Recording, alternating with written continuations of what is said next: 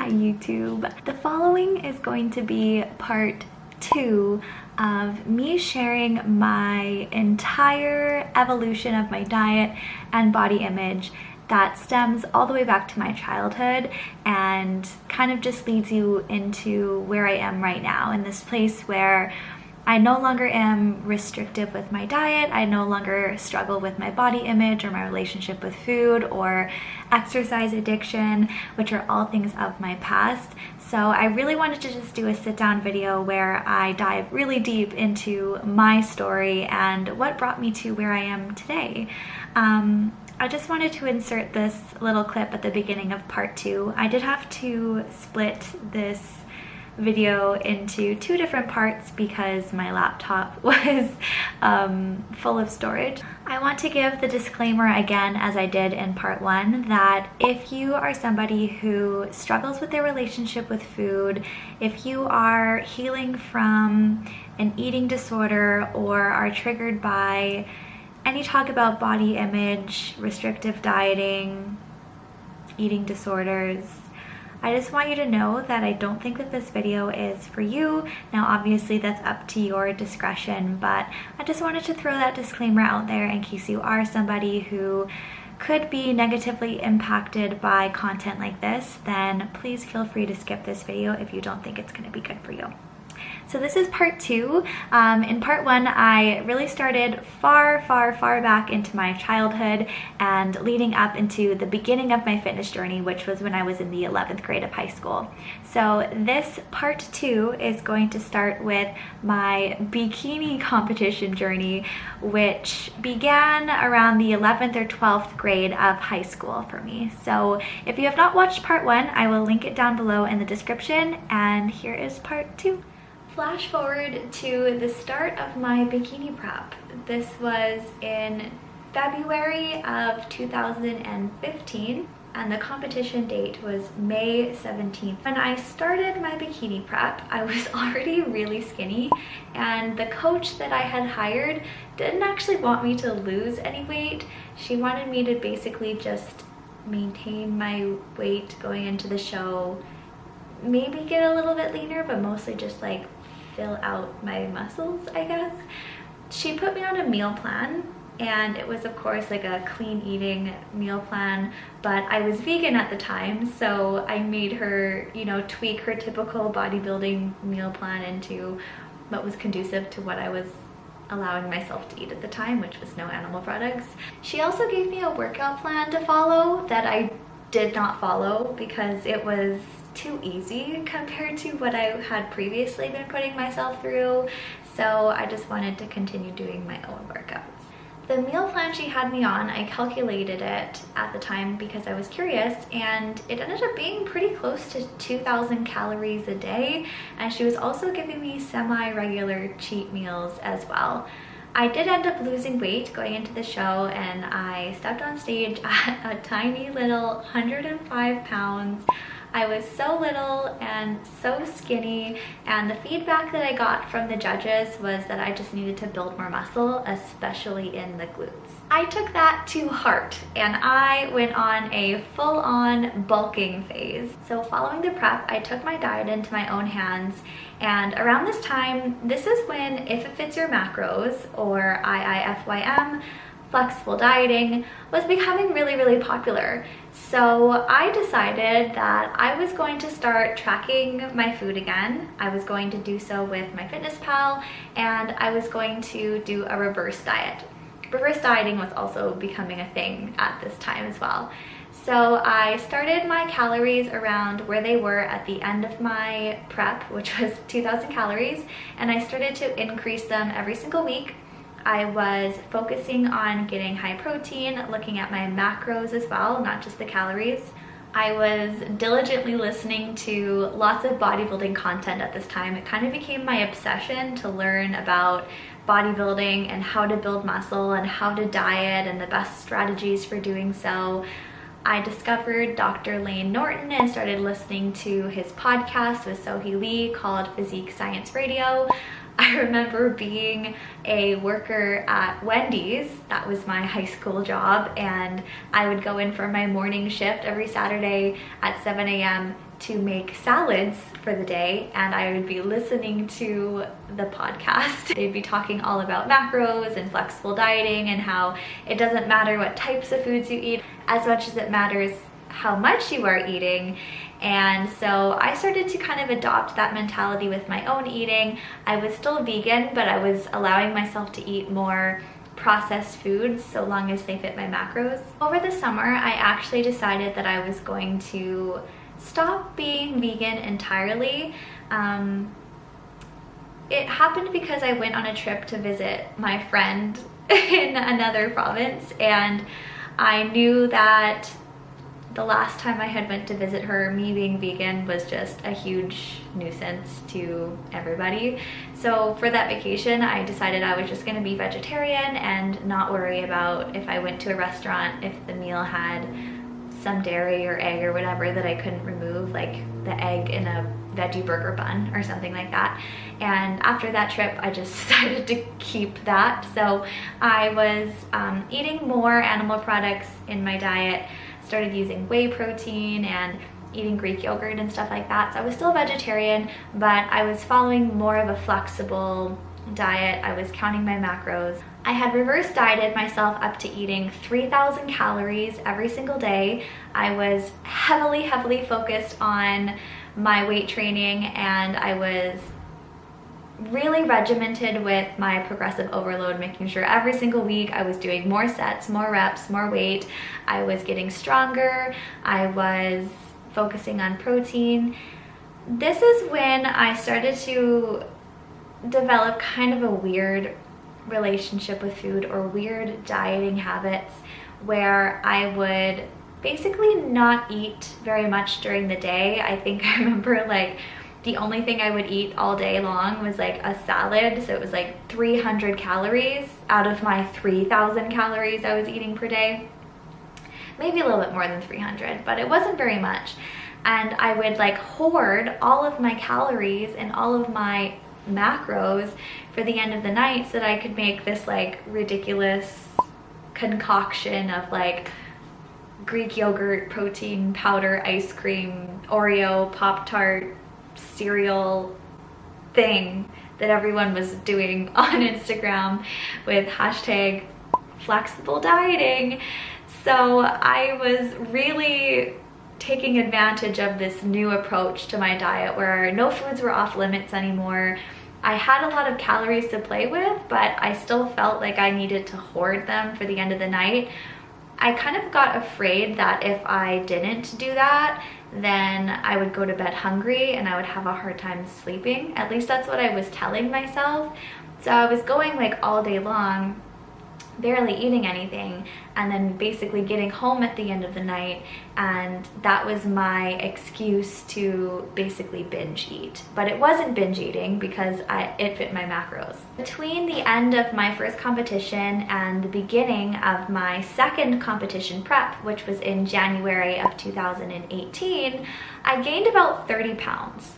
And the weight gain was pretty intentional because, like I said, I wanted to gain as much muscle as possible, and I was eating a lot of calories to do so and training really hard. I wasn't incredibly comfortable with my body at the time.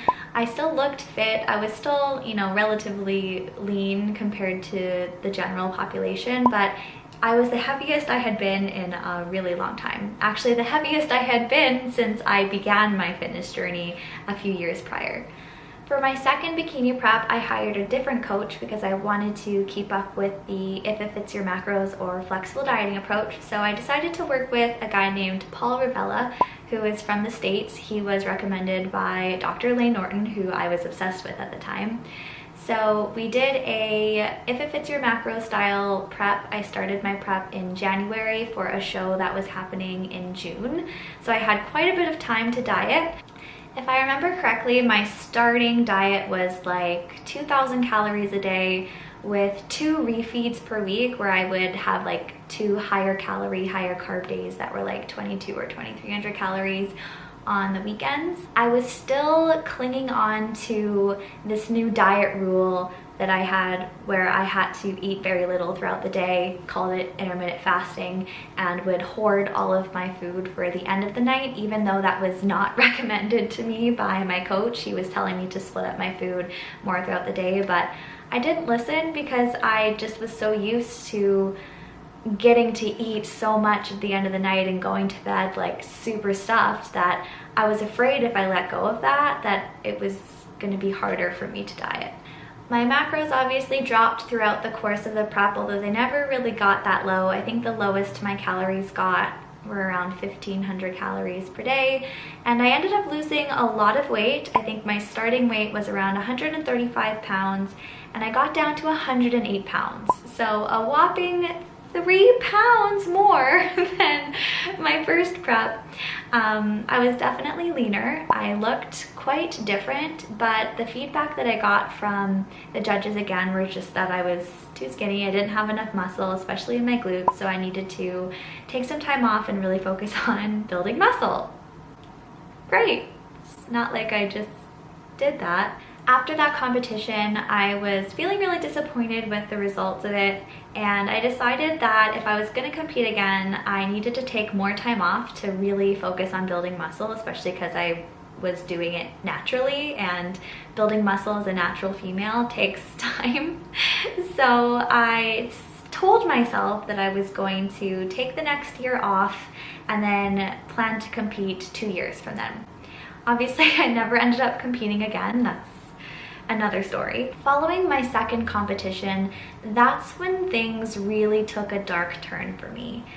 I became incredibly fearful of gaining weight. I did not want to get back up to the same weight I had gotten up to in between my first and my second show when I had bulked, and I guess I just really liked feeling really lean. I was getting comments all the time on how lean I was and how I had, you know, veins popping out of my shoulders, and that made me feel really good and really significant to be noticed as somebody who was so lean and fit, and that kind of became my identity. So I was really afraid of losing that. I was clinging on to if it fits your macros and calorie tracking. I was also still doing the intermittent fasting thing and clinging on to that for dear life. I started to give myself a little bit of slack following the second show, where once per week I would have an untracked day where I would eat without having to stick within my macros or my calories for the day, which was basically just like a glorified cheat day. I just didn't use the term cheat day because that was off limits if it fits your macros, because the word cheat just became like a bad term. But it was basically the same thing. It was just a justification for eating anything and everything. Like I said before, I've always had a very large appetite, but following my second competition, my body's hormones were fucked. I could eat and eat and eat, like literally would eat 5,000 calories in a sitting and still feel hungry. Like I could eat more. I didn't even know what it felt like to feel full anymore. I felt like I was constantly starving, constantly having to restrict myself and hold myself back. And then my one day of the week where I could just like eat as much as I wanted to freely, I would literally just like eat the whole day and then just feel like crap the next day because I had to go back to restricting myself. And I just was stuck in this really miserable cycle of being terrified of gaining weight, but also like feeling so lethargic, so low energy, so starving all the time. I was so heavily focused on food. I remember I would literally just like lay in bed with my laptop or on my phone and watch 10,000 calorie challenges on YouTube for hours and watch people, you know, document their cheat days and just like dream about getting to eat that much food. I would scroll through photos on Instagram under the food porn tag. I literally couldn't stop thinking about food. I'd be sitting in class just like looking around and seeing the people that were eating in class. My boyfriend at the time, I remember just like watching him eat, and he had never dieted in his life, so he was literally eating anything and everything he wanted, and just like having so much jealousy and resentment, and just like trying to live vicariously through him. I would like buy him food that I wish that I could eat. It was really fucked. There was a day I remember specifically, maybe 3 months after my competition, where I actually decided I was going to delete my FitnessPal. It's a whole story, but basically I got home from the gym, was feeling incredibly drained, like to the point where I was holding myself up on the countertop and scrolling on my FitnessPal on my phone, just like trying to figure out what I could eat within my macros that day before I could make food after my workout. And my mom came up to me and she's like trying to feed me a banana because I was clearly like about to pass out, and I yelled at her. I told her that I couldn't eat anything until I figured out what my macros were for the day. And I was just like literally so drained, so dead, so moody, so agitated. I yelled at my mom for just like trying to feed me because I was literally about to pass out on the kitchen counter. And that was a big eye-opening moment for me, where I decided, okay, I don't want to be like this anymore. I feel like I just need to make a change. So I deleted my FitnessPal from my phone and decided I was going to adopt more intuitive eating for the time being. Even though I wasn't tracking my food anymore, because I had been tracking my food for so long, I still kind of was adding up the numbers in my head. And I was trying not to do it. I was trying not to restrict myself, but letting go of control around food for me was really hard. It was deeming to be almost impossible. And I was still clinging on to things like intermittent fasting and starving myself all day long so that I could eat a lot of food at night. I was still adding up calories in my head, and I actually started to eat the same thing every day. And the reason that I started to eat the same thing every day is because I knew the calories in that food. So I knew that if I ate the same thing every day, I wouldn't have to track it, but I was still kind of controlling my calories to some degree. Over the course of time, I started to slowly peel back the reins that I had on my diet, on my exercise routine. In the spring of 2017, I graduated from college and I started my first job as a personal trainer. And that was a really positive shift for me. For the first time in a really long time, my main focus was no longer on changing my body, building as much muscle as possible, losing as much weight as possible. And it shifted towards my career and just wanting to really be the best trainer that I could be and start building success in this new area in my life. This was a very unhappy period of time for me for the next year or so. Although I was really happy with my career and getting to start, doing what I love as a job and getting clients, and it was really fun for me, I was very anxious all the time, and I would almost kind of label myself as depressed around this time. I was not incredibly happy with the relationship that I was in at the time. I was having a lot of anxiety around my job and my career, and starting to put a lot of pressure on myself to be a certain way, and thinking that I wasn't where I was meant to be, and that I needed to do more, and that I wasn't good enough, and just like really stressing myself out. I was also basically taking on any work that I could, which when you're a trainer means that you have to train people first thing in the morning before they go to work and all the way up into the late hours of the evening. And I had no boundaries set for myself because I was, again, an up-and-coming trainer, so I wanted to get as much business as possible. So I was basically up at 4 a.m. every day, starting my workday at 6 a.m. and then not getting home until 9 or 10 p.m. at night. So I was really focused on my work, which was making me really exhausted because I was working such incredibly long days. I started to back off of my training just because I was so exhausted. So I was still training, but not nearly as much as I used to. I went through different phases of gaining weight and losing weight, and starting to count calories again for a little bit, and then not, and then backing off on my training, and then maybe focusing on it a little bit more. But stayed relatively the same over the next year or so. Big changes happened for me in the spring of 2019. This was following the ending of a 4-year relationship for me, where I really just started to focus on myself and my growth. This is kind of around the time that I would call my spiritual awakening. So pretty much immediately following the ending of this relationship, I found some YouTube videos around spirituality and the law of attraction, and just kind of dove straight into that because it sounded really good to like learn about how I could manifest the life that I wanted, and that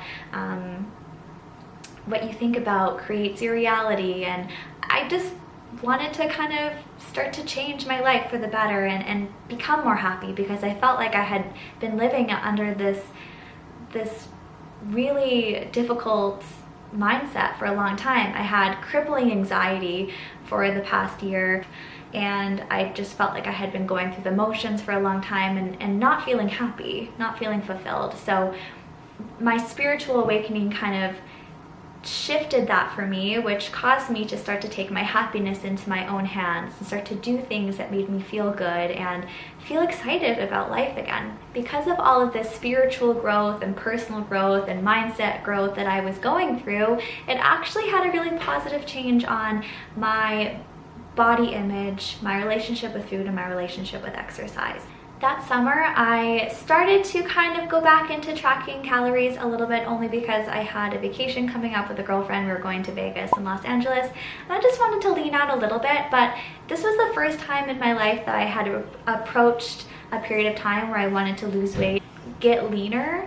I didn't feel restricted. I didn't feel obsessed about it. I didn't feel like it was taking over my life or building resentment. Around this time as well, I got into a new relationship, and just like the honeymoon phase of that relationship was stuff, you know, you're like typically going on dates and getting food and all of that type of stuff. So I wasn't actually letting this, you know, goal that I had to lose a few pounds disrupt that. It wasn't taking away from my life anymore, which was a huge eye-opener for me, because I was able to, you know, change my body a little bit, lose weight, feel good in my body for my vacation without having to basically give up my entire life for it.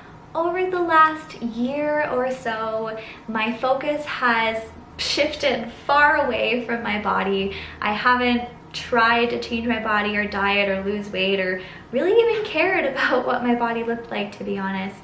I have very recently noticed that there are still some things that I was clinging on to as a form of control over my diet that I hadn't really admitted to myself. One of those things is that I eat the same thing every day.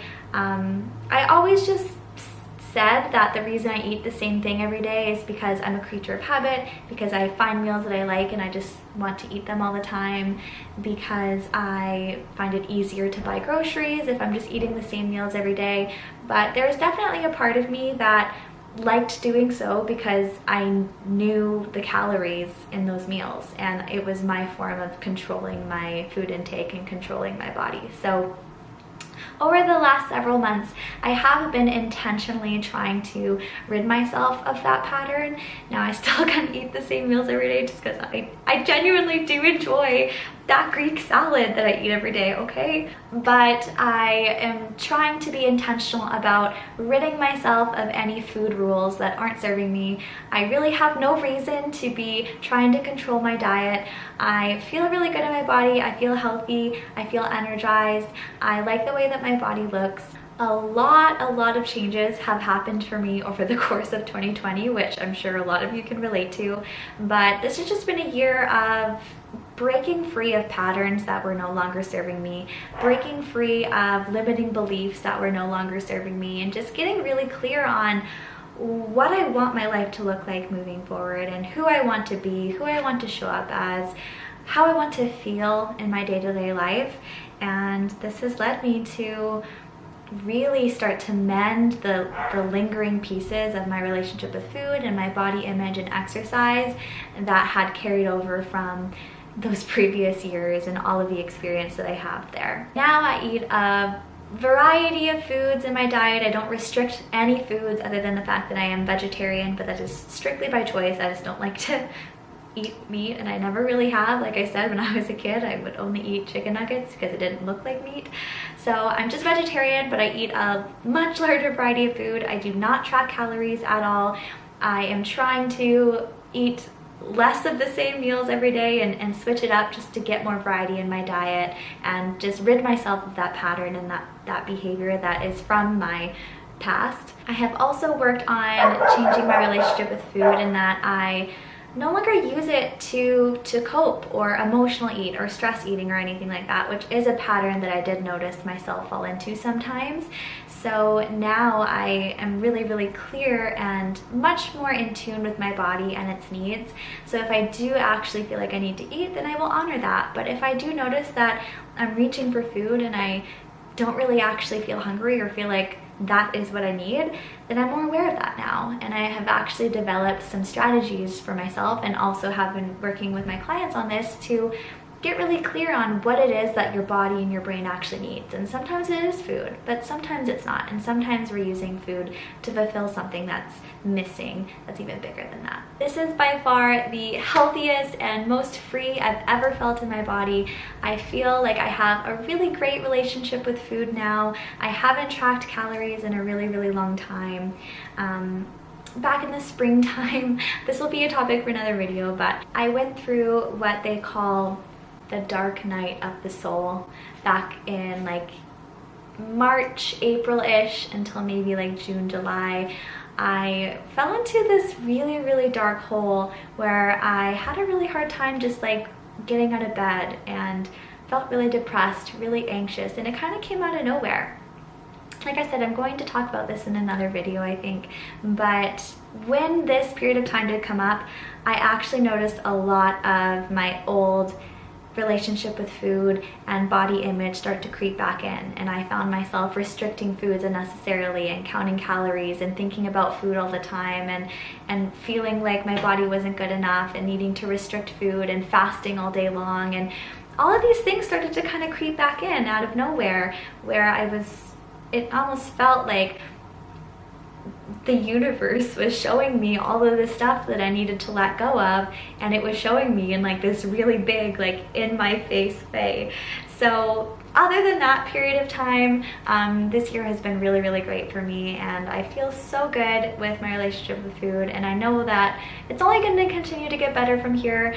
A year ago, I thought I was in the best place ever in regards to my relationship with food, but I have since also learned that there are some things I needed to learn to let go of, like I talked about. So anyways, guys, that is a really, really, really detailed version of the last 8+ years of my life. 8 years ago is when I started my fitness journey, almost 8 years ago, I suppose.